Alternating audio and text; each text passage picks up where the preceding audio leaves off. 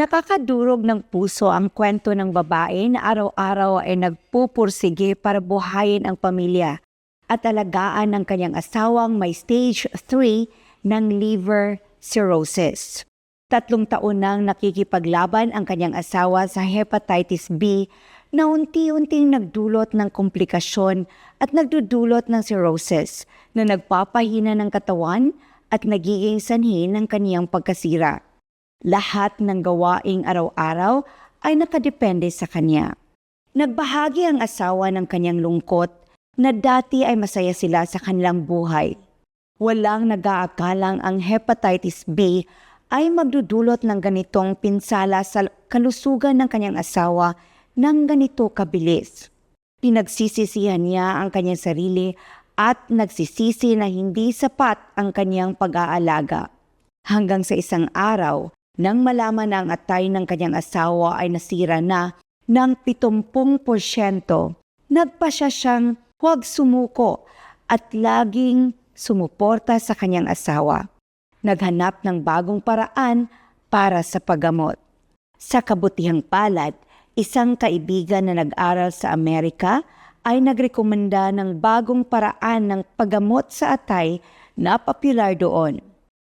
Kaagad niyang pinag-aralan at sinubukan ito.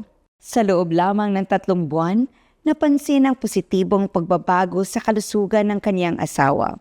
Nawala ang mga pasa sa balat at ang pagkahilo. Bumalik ang lakas at naging normal ang pagtulog at kainan.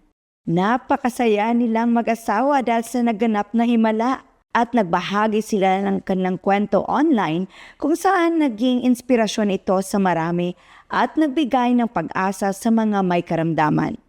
Ang produkto na ginamit ni Antonio sa kanyang laban sa hepatitis B, ang Fohepta, ay naging kilala. Ito ay hindi lamang nagligtas kay Antonio, kundi nagdala rin ng pag-asa sa iba pang mga taong may parehong karamdaman. Ako si Antonio, 14 na taong gulang, branch manager sa isang food manufacturer. Sa simula, ang mga sintomas ay simpleng pananakit sa tiyan, matagal na pagkapagod at sinat. Una, iniisip ko na ito ay dulot ng stress sa trabaho at pagtanda. Ngunit unti-unting lumala ang aking kalagayan. Ang sakit ay naging matindi at ang balat at mata ko ay nagsimulang maging kulay dilaw at unti-unting nawalan ako ng lakas para magtrabaho. Noong una, sinubukan ko ang mga tradisyonal na gamot pero tila walang pagbabago. Ang aking kalusugan ay lalong nag-deteriorate hanggang sa puntong ang aking tiyan ay lumobo at halos hindi na ako makagalaw nang hindi tumutulong ang aking asawa. Ang aming pamilya ay puno ng pangamba at desperasyon. Mula sa pagiging haligi ng tahanan, ngayon ay nasa sitwasyon akong umasa sa aking asawa na pakiramdam ko ay lubang masama at nakakapanliit. Isang araw nalaman ng aking asawa ang tungkol sa isang espesyal na produkto para sa paggamot ng atay na mataas ang rekomendasyon sa United States. Ang produktong ito ay gawa mula sa mga natural herbs at pinaniniwalaang epektibo sa pagtulong sa paggamot ng hepatitis B at pangangalaga sa atay.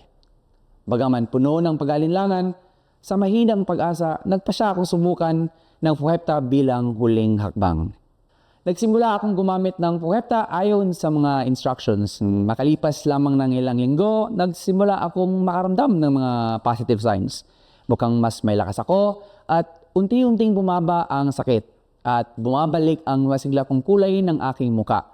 Mas nakakain ako ng mas maayos at unti-unting bumabawas ang pamamaga sa aking mga kamay at paa na mas komportable na akong nakakakilos at gumalaw. Matapos ang ilang buwan ng matiyagang paggamit ng Fohepta, sumailalim ako sa isang comprehensive health checkup. Ayun nga, ang resulta ay higit sa aking inaasahan. Ang level ng pamamaga ng aking atay ay malaki ang pagbaba. At halos bumalik na sa normal ang mga function ng aking atay. Labis na ikinamanga ng mga doktor dahil sa himala ng aking pagaling at pinatunayan na ang Fohepta ay may mahalagang papel sa proseso ng aking paggamot.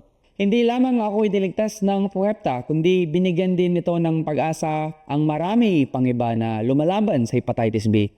Sa ngayon, patuloy kong ginagamit ang Fohepta bilang bahagi ng aking araw-araw na pangangalaga sa kalusugan. Nagbalik na ako sa normal na buhay Araw-araw lubos akong nagpapasalamat sa pangalawang pagkakataon na aking natamo sa buhay. Ramdam ko na mas maganda ang aking kalusugan kaysa dati. Para akong bumabalik sa pagiging 25 or 26 years old. Napansin ko rin ang puwepta ay hindi lamang tumutulong sa paglilinis ng atay at pagpapabuti ng function nito, kundi nakakatulong din sa pagpapabuti ng aking vitalidad na nagpapasaya sa aming buhay mag-asawa.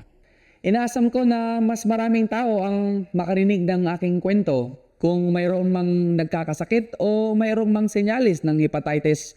Hinihikayat ko na silang bumili ng puhepta para sa pag-iwas sa sakit at huwag nang hintayin na maging pasanin sa kanilang pamilya tulad ng nangyari sa akin.